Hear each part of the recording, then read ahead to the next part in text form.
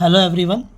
So in the last lecture we have discussed about the topic called as reproduction in lower and higher animals. ये chapter हम लोगों ने start किया था कि एनिमल्स में किस तरीके से रिप्रोडक्शन होता है. इस चैप्टर के अंदर हम लोगों ने रिप्रोडक्शन का डेफिनेशन पढ़ा कि ऑर्गेनिज्म जो है वो रिप्रोड्यूस करता है, बायोलॉजिकल प्रोसेस है जिसमें नई लाइफ डेवलप होती है प्री एग्जिस्टिंग लाइफ से. मतलब it is a process of giving birth to the young ones of their same kind. और किस में ये हम लोग को मदद करता है, तो स्पीशीज़ को कंटिन्यूटी करने के लिए मदद करता है. अगर कोई ऑर्गेनिज्म रिप्रोड्यूस ना करे तो वो एक्सटिंक्ट हो जाएगा. ये इसका सिग्निफिकेंस है. फिर हमने ये भी पढ़ा कि जो रिप्रोडक्शन है वो दो टाइप के होते हैं. एक को हम लोग बोलते हैं सेक्सुअल रिप्रोडक्शन और एक को हम लोग बोलते हैं असेक्सुअल रिप्रोडक्शन, है ना. असेक्सुअल रिप्रोडक्शन में गैमेट्स का जो असेक्सुअल रिप्रोडक्शन है उसके अंदर गैमेट्स जो है वो कभी भी फ्यूज़ नहीं हो पाते, और जो सेक्सुअल रिप्रोडक्शन है उसके अंदर there will be a fusion of gametes, right, है ना. जब कभी भी असेक्सुअल रिप्रोडक्शन होगा तो वहाँ पर क्लोन्स मिलेंगे, सिमिलर टाइप ऑफ ऑर्गेनिज्म मिलेंगे. जो सेक्सुअल रिप्रोडक्शन है वहाँ पर हम लोग को क्लोन्स प्रोड्यूस नहीं होते हैं, डिसिमिलर ऑर्गेनिज्म प्रोड्यूस होते हैं. जो असेक्सुअल रिप्रोडक्शन है उसमें सिंगल पेरेंट्स इन्वॉल्व होते हैं, वेयर एज जो सेक्सुअल रिप्रोडक्शन है उसमें दोनों भी पेरेंट्स इन्वॉल्व होते हैं. तो इस तरीके से इन दोनों के बाद में हम लोगों ने डिस्कस किया, डिफरेंस पढ़ा. फिर हमने पढ़ा कि असेक्सुअल रिप्रोडक्शन लोअर ऑर्गेनिज्म में दो मेथड से होता है, स्पेशली एनिमल्स के अंदर. एक है ग्लेम्यूल फॉर्मेशन और दूसरा है बडिंग प्रोसेस.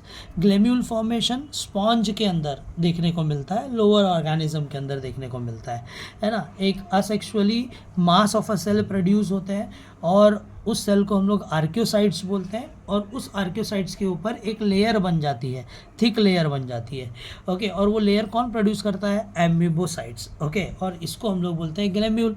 और फिर ये ग्लेम्यूल जब ओवरकम करेगा अनफेवरेबल कंडीशन को तो उसमें से रिप्रोडक्शन हो सकता है. ओके, स्पॉन्ज के अंदर ऐसा होता है. फिर ये डायग्राम भी हम लोगों ने डिस्कस किया था कि ग्लोब्यूल क्या होता है. फिर हमने बर्डिंग के बारे में भी डिस्कस किया था. बर्डिंग किसके अंदर होता है? हाइड्रा के अंदर होता है ना. कोरल्स के अंदर होता है, और कुछ एस्केनिडियंस हैं उनके अंदर भी बर्डिंग प्रोसेस हो सकता है. हाइड्रा के ऊपर एक छोटी सी ग्रोथ डेवलप हो जाती है. जैसे ये डायग्राम हम लोगों ने देखा था कि हाइड्रा है, उसके ऊपर एक बर्ड डेवलप हो जाएगा और फिर वो बर्ड जो है वो ग्रो होने लगेगा साइज़ में.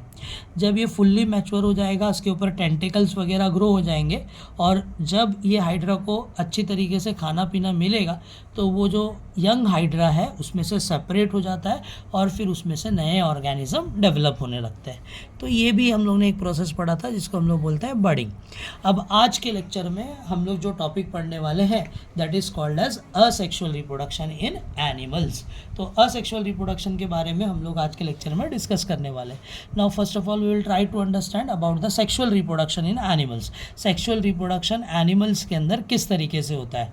तो ये एक ऐसा प्रोसेस है जिसके अंदर ऑफस्प्रिंग प्रोड्यूस होते हैं by formation and fusion of gametes. So this is a definition of sexual reproduction. क्या definition है sexual reproduction का? Sexual reproduction में याद रखना there will be formation and fusion of gamete, very important. तो ये एक ऐसा प्रोसेस है जहाँ पर ऑफस्प्रिंग प्रोड्यूस होंगे और इस प्रोसेस के अंदर गैमेट्स का फॉर्मेशन भी होता है और गैमेट्स का फ्यूजन भी हम लोग को देखने को मिल सकता है. Okay, getting it? तो it is a process involving the production of offspring by formation and fusion of gametes. ये हम लोग ने पहले भी पढ़ा था कि सेक्सुअल रिप्रोडक्शन को एम्फीमिक्सिस बोला जाता है ना. पहले चैप्टर में भी हमने डिस्कस किया था. एम्फी का मतलब क्या होता है? बोथ, और मिक्सिस का मतलब यहाँ पर क्या है? मैरिज. तो यहाँ पर दोनों भी गैमेट्स, मेल और फीमेल गैमेट्स फ्यूज़ होने वाले हैं. That is why the sexual reproduction is called as amphimixis. Okay, I hope आपको पता होगा कि असेक्सुअल रिप्रोडक्शन का दूसरा नाम क्या है. असेक्सुअल रिप्रोडक्शन का दूसरा नाम है एपोमिक्सिस। एपो का मतलब होता है विदाउट और मिक्सिस का मतलब होता है मैरिज। ओके, तो वहाँ पर गैमेट्स का फ्यूजन नहीं होता, लेकिन यहाँ पर दोनों भी मेल और फीमेल गैमेट फ्यूज़ होते हैं, इसीलिए इसको हम लोग क्या बोलते हैं, एम्फीमिक्सिस बोलते हैं। आई होप आप लोग को ये डेफिनेशन समझ में आया होगा कि सेक्सुअल रिप्रोडक्शन एक ऐसा प्रोसेस है जिसमें ऑफस्प्रिंग प्रोड्यूस होंगे और इसके अंदर गैमेट्स का भी फॉर्मेशन होगा और गैमेट्स का फ्यूजन भी होगा। That is why it is also called as amphimixis. Amphimixis हम लोग इसको बोलते हैं। ओके, एनिमल्स के अंदर जो गैमेट फॉर्मेशन होता है उसमें एक प्रोसेस इन्वॉल्व होगा और वो प्रोसेस को हम लोग क्या बोलेंगे, मियोसिस प्रोसेस बोलेंगे। तो सबसे इम्पॉर्टेंट जो प्रोसेस है जो इसके अंदर होता है सेक्सुअल रिप्रोडक्शन के अंदर, वो कौन सा है, मियोसिस। तो गैमेट्स फॉर्मेशन करने के लिए मियोसिस की हम लोग को ज़रूरत पड़ेगी। अब हम मियोसिस के बारे में हम लोग को चीज़ें पता होनी चाहिए कि मियोसिस होता है तो एक सेल से 4 सेल बनते हैं। मियोसिस करने के लिए हमेशा डिप्लॉइड सेल्स चाहिए और जब कभी भी डिवीज़न हो जाएगा तो हैप्लॉइड सेल्स बनेंगे, क्योंकि वो रिडक्शनल डिवीज़न होता है। ओके, समझ में आया। तो यहाँ पर याद रखना कि एनिमल्स के अंदर गैमेट फॉर्मेशन होगा किसकी मदद से, मियोसिस की मदद से। Very important. अब ये जो सेक्सुअल रिप्रोड्यूसिंग एनिमल है, इनकी लाइफ के अंदर 2 स्टेजेस हम लोग को देखने को मिलेंगे। ओके, 2 फेजेस हम लोग को देखने को मिलता है। जो सेक्सुअली रिप्रोड्यूसिंग एनिमल्स है उसके अंदर, उसकी लाइफ के अंदर कितने फेजेस इन्वॉल्व होते हैं, 2 फेजेस इन्वॉल्व होते हैं। एक फेज़ है जिसको हम लोग बोलते हैं juvenile phase. The one phase is called as juvenile phase. ये क्या रिप्रेजेंट करता है, ये रिप्रेजेंट करता है physical growth starting from the birth. Okay, यहाँ पर हम लोग को ऑर्गेनिज्म में फिजिकल ग्रोथ देखने को मिलती है ये जेविनाइल फेज़ के अंदर। और ये कब से स्टार्ट होता है, फ्रॉम द बर्थ टाइम से ये स्टार्ट होता है। यहाँ पर एनिमल रिप्रोडक्शन नहीं कर सकते। ये फेज़ में एनिमल, जेविनाइल फेज़ में एनिमल जो है it is not ready to reproduce sexually. Okay, फिर बाद में जब मैच्योरिटी आ जाती है तो वो रिप्रोडक्शन कर पाते हैं। ओके, और उस फेज़ को हम लोग क्या बोलते हैं, रिप्रोडक्टिव मैच्योरिटी फेज़। ओके, तो एनिमल्स के अंदर जो सेक्सुअली रिप्रोड्यूसिंग एनिमल्स हैं उनकी लाइफ के अंदर कितने फेजेस इन्वॉल्व होते हैं, 2 फेजेस। एक फेज़ है अर्ली फेज़ जिसको हम लोग बोलते हैं जेविनाइल फेज़, और एक फेज़ है late reproductive maturity phase. Okay, जो जेविनाइल फेज़ है उसमें सिर्फ फिजिकल ग्रोथ होगी जो स्टार्ट होता है बर्थ टाइम से। यहाँ पर एनिमल रिप्रोड्यूस नहीं कर सकता। लेकिन जो मैच्योरिटी फेज़ है, जैसे ही मैच्योरिटी अटेंड हो जाएगी, फिजिकल ग्रोथ कंप्लीट हो जाएगी, तो वो ऑर्गेनिज्म रेडी होता है रिप्रोडक्शन करने के लिए। It involve growth and activity of sex organ. ये जो रिप्रोडक्टिव मैच्योरिटी फेज़ है इसके अंदर क्या क्या इवेंट्स होते हैं, ग्रोथ भी होती रहती है। ऐसा नहीं कि ग्रोथ स्टॉप हो जाएगी, यहाँ पर ग्रोथ होती रहती है और जो सेक्स ऑर्गन की एक्टिविटी है वो स्टार्ट हो जाती है। ओके, तो ये सारी चीज़ें हम लोग को एनिमल्स के अंदर देखने को मिलेगी। समझ में आया, जो एनिमल सेक्सुअली रिप्रोड्यूस करेंगे। अंडरस्टूड। जेविनाइल फेज़ क्या होता है और रिप्रोडक्टिव मैच्योरिटी फेज़ क्या होता है। Animal can reproduce sexually in this phase. ये फेज़ के अंदर, मैच्योरिटी फेज़ के अंदर एनिमल सेक्सुअली रिप्रोड्यूस कर सकते हैं। ओके, और ये दोनों भी फेजेस जो है वेरिएबल है। इनका जो टाइम पीरियड है अलग अलग इंडिविजुअल के अंदर अलग अलग होता है। ओके, कोई ऐसा फिक्स पीरियड नहीं है। ओके, जेविनाइल फेज़ में भी कोई एनिमल के अंदर चल सकता है 15 ईयर्स तक। ओके, ह्यूमन की अगर बात करें तो 15 ईयर तक हो सकता है, 14 ईयर तक हो सकता है, 16 ईयर तक हो सकता है, depending upon the individual. Okay, तो वो जेविनाइल फेज़ का टाइम पीरियड भी अलग होता है और वेरिएबल होता है, और मैच्योरिटी फेज़ का भी जो ड्यूरेशन है एनिमल्स के अंदर वो अलग होता है। Okay, after attempting the sexual maturity animal exhibit various events. अब जैसे हम लोगों ने प्रीवियस चैप्टर में भी पढ़ा था रिप्रोडक्शन इन प्लांट्स के अंदर कि ये रिप्रोडक्शन करने के लिए, सेक्सुअल रिप्रोडक्शन करने के लिए we have to follow 3 events. 3 events होते हैं। एक को हम लोग बोलते हैं प्री फर्टिलाइजेशन, है ना। ये भी चीज़ हम लोगों ने फर्स्ट चैप्टर के अंदर पढ़ी थी। पहला प्रोसेस है जिसको हम लोग क्या बोल रहे हैं, प्री फर्टिलाइजेशन। सेकेंड फेज़ है जिसको हम लोग बोलते हैं फर्टिलाइजेशन। और तीसरा इवेंट है जिसको हम लोग बोलते हैं पोस्ट फर्टिलाइजेशन। तो कितने इवेंट्स हम लोग को इसके अंदर देखने को मिलते हैं, तो 3 इवेंट्स है जो हम लोग को इसके अंदर देखने को मिल जाएंगे। प्री फर्टिलाइजेशन में गैमेटोजेनेसिस और गैमेट का ट्रांसफ़र होगा। गैमेटोजेनेसिस का मतलब क्या होता है, फॉर्मेशन ऑफ गैमेट्स। ओके अगर कोई ऑर्गेनिज्म के अंदर गैमेट फॉर्म हो रहे होंगे, मेल और फीमेल गैमेट, तो उसको हम लोग क्या बोलेंगे, गैमेटोजेनेसिस। फिर उसके बाद ये गैमेट्स जो है वो ट्रांसफ़र होंगे, ओके एक जगह से दूसरी जगह पर, राइट। तो उसको हम लोग क्या बोलेंगे, प्री फर्टिलाइजेशन। फिर फर्टिलाइजेशन में क्या होता है, जो मेल और फीमेल गैमेट बन गए उनका fusion, that process is called as fertilisation.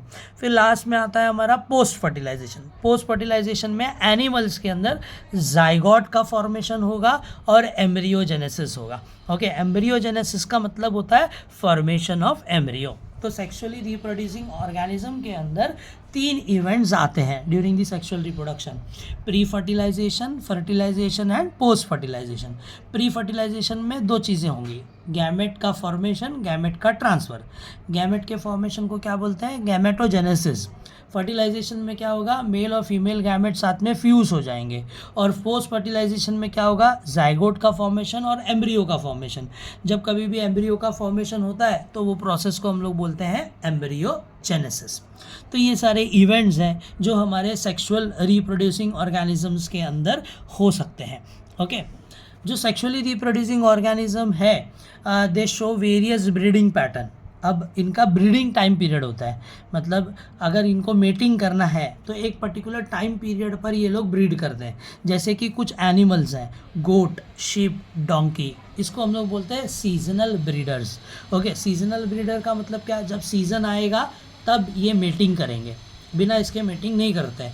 लेकिन जो ह्यूमन और एप्स है, ये कैसे ब्रीडर है, कंटिन्यूस ब्रीडर है, मतलब ये कभी भी मेटिंग कर सकते हैं पूरे life long, not life long, we can say कभी भी पूरे ईयर में कभी भी ब्रीडिंग कर सकते हैं। It is not dependent upon the season. Mating करने के लिए कोई सीज़न नहीं है ह्यूमन और एप्स के अंदर। गोट, शिप और डोंकी ये एनिमल ऐसे हैं जो सीजनल ब्रीडर्स कहलाते हैं। तो ये एग्जाम्पल आपको MCQ में पूछ सकता है, which of the following is the seasonal breeders. तो गोट, शिप और डोंकी ये कैसे होते हैं, सीजनल ब्रीडर्स होते हैं। और ह्यूमन और एप जो है वो कंटिन्यूस ब्रीडर है, थ्रू आउट द ईयर ये लोग क्या कर सकते हैं, ब्रीडिंग कर सकते हैं।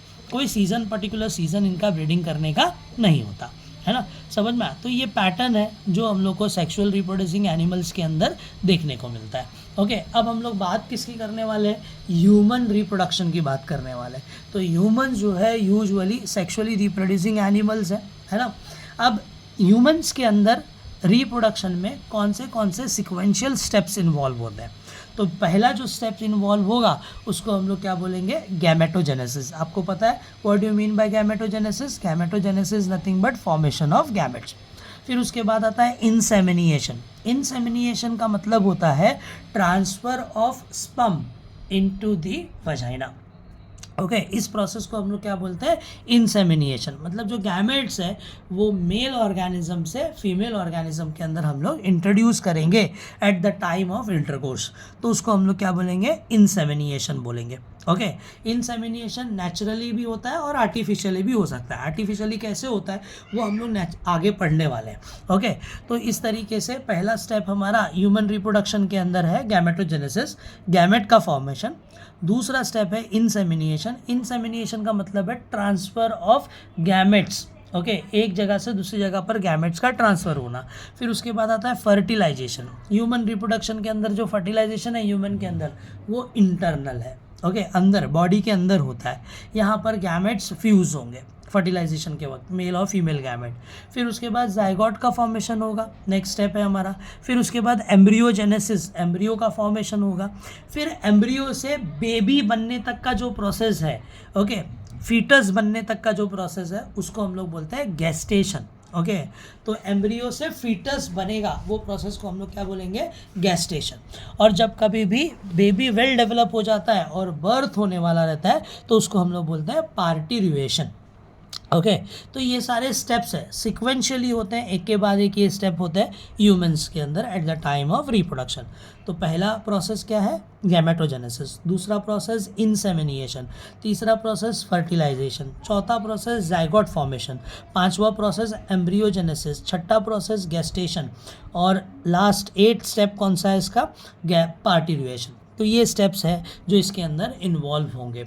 आपको याद रखना है सबका मीनिंग क्या है, gametogenesis gamete formation, insemination transfer of gamete, fertilisation fusion of male and female gamete, embryogenesis formation of embryo, gestation embryo से लेकर फिटस तक डेवलप होने वाला जो स्टेज है उसको हम लोग बोलते हैं गेस्टेशन, पार्टिरुएशन मतलब क्या, बर्थ प्रोसेस, ओके जब फीमेल बर्थ देगी बेबी को, okay the gamete sperm and egg are produce by the sex organ. Human के अंदर स्पर्म प्रोड्यूस होता है टेस्टिस की मदद से और एग प्रोड्यूस होता है ओवरी की मदद से, ये सबको पता ही होगा, बेसिक चीज़ है। स्पर्म कहाँ से प्रोड्यूस होता है, टेस्टिस में, एग कहाँ पर प्रोड्यूस होता है, फीमेल की ओवरी के अंदर, okay organ other than the testis and ovaries are called as accessory organ, okay या सेकेंडरी सेक्स ऑर्गन इसको हम लोग बोलते हैं। जो भी ऑर्गन टेस्टिस और ओवरी को छोड़कर है that is called as secondary sex organ, okay जो हमारा टेस्टिस और ओवरी है प्राइमरी सेक्स ऑर्गन है, लेकिन टेस्टिस और ओवरी को छोड़कर जो भी पार्ट सेक्सुअल रिप्रोडक्शन में इन्वॉल्व होगा उसको हम लोग क्या बोलेंगे, सेकेंडरी सेक्स ऑर्गन बोलेंगे। तो 2 टाइप के सेक्स ऑर्गन हैं जो हम लोग को ह्यूमंस के अंदर देखने को मिलते हैं। अब मेल्स और फीमेल जो है वो एक दूसरे से अलग होते हैं, ओके मतलब देखने में डिफ्रेंशिएशन हम लोग इजीली कर सकते हैं ऑब्जर्वेशन से।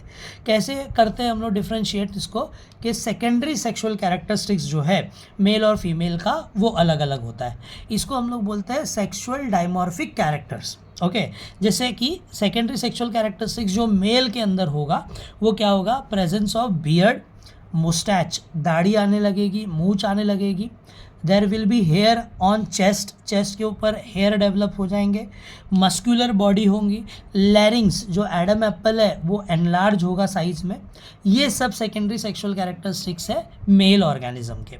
वेरस फीमेल ऑर्गेनिज्म के सेकेंडरी सेक्सुअल कैरेक्टरिस्टिक्स क्या है, development of breast, breast develop होता है फीमेल्स के अंदर, ओके पेल्विक रीजन जो है वो ब्रॉडर हो जाता है, ओके फिर जो वॉइस का पिच है वो हाई हो जाता है, ये सेकेंडरी सेक्सुअल कैरेक्टरिस्टिक्स है फीमेल्स के, ओके तो जो मेल और फीमेल है एक्सटर्नली डिफ्रेंशिएट होते हैं, देखकर हम लोग इसको डिफ्रेंशिएट कर सकते हैं ऑन स्पेसिफिक फीचर्स, ये फीचर्स को हम लोग क्या बोलते हैं, secondary sexual characters, okay male के याद रखना beard, moustache, hair on chest, muscular body, large larynx, ये सब सेकेंडरी सेक्सुअल कैरेक्टरिस्टिक्स है।